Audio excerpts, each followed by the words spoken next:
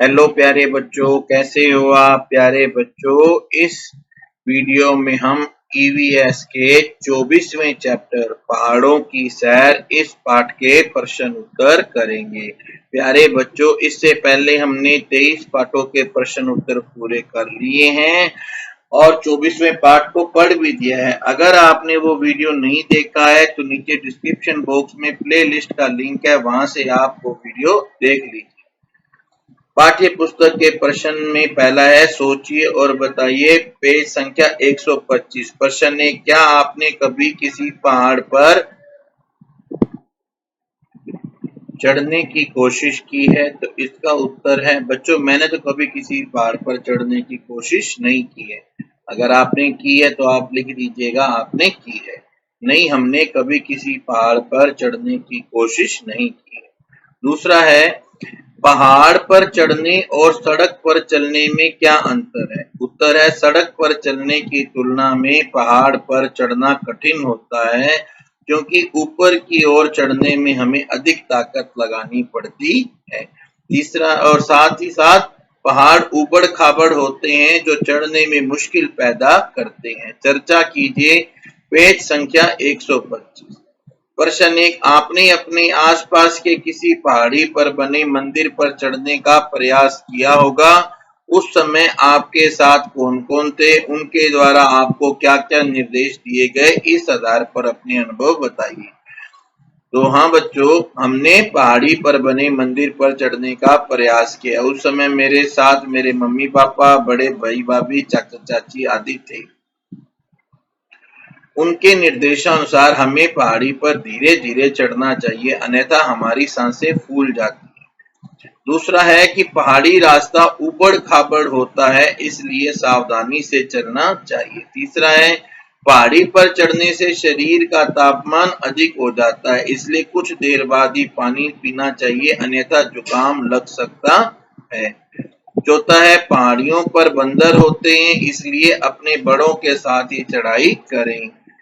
सोचिए और लिखिए। प्रश्न संख्या 125, पहाड़ों पर चढ़ते समय सांस क्यों फूलती है? इसका उत्तर है, पहाड़ों पर चढ़ते समय ऊपर वायुदाब कम हो जाता है, ऑक्सीजन की कमी हो जाती है तथा ऊपर चढ़ने में हमें अधिक ताकत लगानी पड़ती है, जिससे सांस फूलने लगती है। प्रश्न 2, आपने कभी किसी पहाड़ की यात्रा की है? यदि हाँ तो चर्चा कीजिए, फिर अपने अनुभवों को अपने शब्दों में लिखिए। उत्तर, हाँ, मैंने पहाड़ की यात्रा की है। पहाड़ पर तेज चढ़ने से सांस फूल जाती है। पहाड़ी पर सावधानी से चढ़ना पड़ता है। पहाड़ों पर बंदर होते हैं, इसलिए बड़ों के साथ चढ़ना चाहिए। पहाड़ पर तेज ठंड व बर्फीली हवाएं चलती है। ऊंचाई पर वायुदाब कम हो जाता है, लेकिन पहाड़ का प्राकृतिक वातावरण बहुत अच्छा था। पूरा पहाड़ पेड़ पौधों से हरा भरा था, कहीं कहीं पर छोटे झरने भी बह रहे थे। सोचिए और बताइए। प्रश्न संख्या 126। प्रश्न 1, पर्वतारोहियों को किन किन कठिनाइयों का सामना करना पड़ता है? उत्तर, पर्वतारोहियों को खड़ी चढ़ाई, तेज ठंड, बर्फीली हवाओं और ऊंचाई पर वायुदाब कम होने से सांस लेने में कठिनाई आदि का सामना करना पड़ता है। प्रश्न 2, इन लोगों के भोजन की व्यवस्था कैसे होती होगी? उत्तर, पर्वतारोही अपने साथ पैक बंद खाने का डिब्बा, पानी की बोतल, कच्चा सामान साथ लेकर जाते हैं, इसी से ये अपने भोजन की व्यवस्था करते होंगे। पता कीजिए और लिखिए। पेज संख्या 124। प्रश्न 1, पहाड़ पर चढ़ते समय आंखों पर काला चश्मा क्यों लगाया जाता है? उत्तर, पहाड़ों पर सफेद बर्फ होती है। जब सूर्य की किरणें इस पर पड़ती हैं तो किरणें परिवर्तित होकर आंखों पर आती हैं।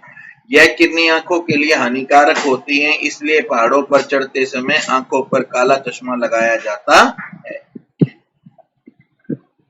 प्रश्न 2, पहाड़ पर चढ़ते समय नुकीली छड़ी साथ में क्यों ले जाते हैं? उत्तर, पहाड़ पर चढ़ते समय नुकीली छड़ी की सहायता से चढ़ने में आसानी होती है तथा उसकी सहायता से फिसलने से बचा जा सकता है, इसीलिए वे नुकीली छड़ी साथ ले जाते हैं। प्रश्न 3, पर्वतारोही बर्फ के पहाड़ों पर चढ़ते समय हाथ में क्या पहनते हैं? क्यों? पर्वतारोही बर्फ के पहाड़ों पर चढ़ते समय ठंडी हवा और बर्फ से बचने के लिए हाथ में दस्ताने पहनते हैं। प्रश्न 4, पर्वतारोही के जूतों में नुकीली कीलों का क्या उपयोग है? यहाँ आएगा बच्चों नुकीली कीलों का क्या उपयोग है? उत्तर है पर्वतारोही के जूतों में नुकीले कीलें चढ़ते समय पर्वतारोही को अच्छी पकड़ देती हैं, जिससे वह बर्फ पर फिसलने से बचे रहते हैं। पता कीजिए और बताइए। प्रश्न संख्या 128, पर्वतारोहण अभियान में जुड़ने वाली सबसे अधिक उम्र की महिला कौन थी? उत्तर है प्रेमलता अग्रवाल, जिनकी उम्र थी 48 साल। अगला है सबसे कम उम्र में पर्वत एवरेस्ट पर फतह करने वाली महिला कौन थी? उत्तर है संतोष यादव, जिनकी उम्र थी 20 साल। पता कीजिए और लिखिए। प्रश्न संख्या 129, भूस्खलन क्या होता है? पहाड़ों पर जमीन खिसककर पत्थर आदि का लुढ़कना, जमीन फटना, जमी बर्फ का पहाड़ों से नीचे गिरना आदि को भूस्खलन कहा जाता है। सोचिए और बताइए। प्रश्न संख्या 129, पहाड़ों पर कचरा बढ़ने से क्या क्या नुकसान हैं? उत्तर है पहाड़ों पर कचरा बढ़ने से वहां का वातावरण प्रदूषित होता है। वहां का जो वातावरण है पहाड़ों पर कचरा बढ़ने से वो प्रदूषित होता है।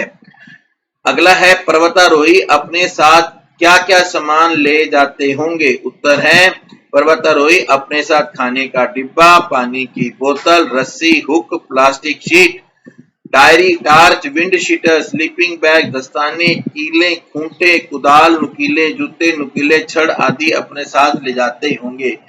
चर्चा कीजिए। प्रश्न संख्या 129, प्रश्न 1, माना आपको पर्वतारोहण के लिए चुन लिया गया है, आप इसके लिए क्या क्या तैयारी करेंगे, जैसे सामग्री, अभ्यास आदि? उत्तर है हम खाने के डिब्बे, नुकीले जूते, नुकीली छड़, रस्सी, दस्ताने, स्लीपिंग बैग, बोतल, टार्च, खूंटे, कीले, प्लास्टिक शीट आदि सामग्री को ले जाने की तैयारी करेंगे। कुछ दिन पहले से अपना ब्लड प्रेशर की जांच करवाएंगे, पैदल चलने का अभ्यास करेंगे तथा वहां होने वाली कठिनाइयों के बारे में जानकारी हासिल करेंगे। प्रश्न 2, आप किसी पर्यटन स्थल पर गए हो तो वहां पर फैले कचरे के बारे में अपने अनुभवों को लिखिए। कचरे को रोकने के लिए आप क्या सुझाव देंगे? उत्तर है मैं मथुरा गया था, वहां सभी जगह फैले कचरे से मेरी सेहत खराब हो गई। कचरे की बदबू से सांस लेने में भी बहुत समस्या आ रही थी। इस कचरे को रोकने के लिए वहां के लोगों को गंदगी की हानियों तथा साफ सफाई के लाभों के प्रति जागरूक करना चाहिए। गली मोहल्ले के घरों से कचरा उठाकर एक जगह इकट्ठा करने की निरंतर चलने वाली एक व्यवस्था बनानी चाहिए। तीसरा है कचरे के पुनः उपयोग की प्रेरणा देनी चाहिए। चौथा है वहां के नगर निगम को कचरा निस्तारण के लिए उचित व्यवस्थाएं करनी चाहिए तथा साफ सफाई अभियान चलाना चाहिए। जाना समझा अब बताइए। पेज संख्या 130, पर्वतारोहण में किन किन कठिनाइयों का सामना करना पड़ता है? उत्तर है पर्वतारोहण में खड़ी चढ़ाई, तेज ठंड, बर्फीली हवाओं को सहन करना पड़ता है। ऊंचाई पर वायु दाब कम होने से सांस लेने में कठिनाई का सामना करना पड़ता है। इसके अतिरिक्त भूस्खलन आदि का खतरा बना रहता है। पर्वतारोही में क्या क्या गुण होने चाहिए? पर्वतारोही में इच्छा शक्ति, तेज दिमाग, अनुशासन में रहना, जोखिम उठाने की क्षमता, धैर्य, सहनशीलता आदि गुण होने चाहिए। तीसरा प्रश्न है विश्व की कुछ प्रमुख पर्वत चोटियों के नाम लिखिए। देखिए विश्व की कुछ पर्वत चोटियां हैं mount Everest, mount McKinley, Kanchenjunga, mount Elbrus, Godwin Austen तथा माउंट एकांगुआ आदि। पर्वतारोही को ऑक्सीजन सिलेंडर की आवश्यकता क्यों होती है? उत्तर है ऊंचाई पर जाने पर वायु दाब कम होने लगता है, जिससे सांस लेने में कठिनाई आती है, इसलिए पर्वतारोही को ऑक्सीजन सिलेंडर की आवश्यकता होती है। तो प्यारे बच्चों, इस तरह से हमारा ये पाठ पूरा होता है। अगर आपको वीडियो अच्छा लगा हो इसे लाइक करना, अपने फ्रेंड्स के साथ शेयर करना, और आपने अगर अभी तक चैनल को सब्सक्राइब नहीं किया है तो फटाफट चैनल को सब्सक्राइब कर लेना। Thank you, have a good day.